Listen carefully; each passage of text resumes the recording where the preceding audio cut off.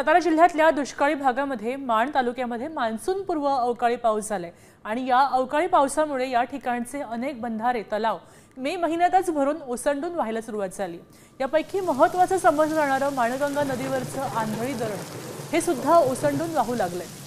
0.267 अब्ज घनमीटरचा पाणीसाठा या आंधळी धरणामध्ये आहे आणि या पाण्याचा उपयोग या ठिकाणच्या परिसरामध्ये सिंचन आणि शेती या दोन गोष्टींसाठी केला जातो। पायल फोटोज यांनी या आंधळी धरणाची ड्रोन दृश्य घेतलेली आहेत।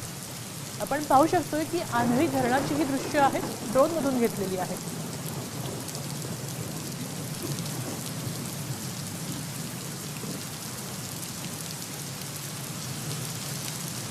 साताऱ्याच्या माण खटाव मधली ही दृश्य आहेत। हा दुष्काळी भाग आहे खरं तर, मात्र अगदी पहिल्याच पावसामध्ये हा इथला जो धबधबा आहे, हा इथला जो तलाव आहे तो संपूर्ण क्षमतेने भरून वाहू लागलेला आहे।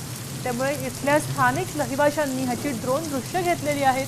ही ड्रोन दृश्य आपण पाहू शकतोय। इथले नागरिक सुद्धा परिसरामध्ये हसत खेळत मजा करण्यासाठी आलेले आहेत। पावसाळ्यामध्ये मान्सूनची सुट्टी एन्जॉय करण्यासाठी आलेले पाहायला मिळतात। माणमधल्या आंधळी धरणातली दृश्य आहे।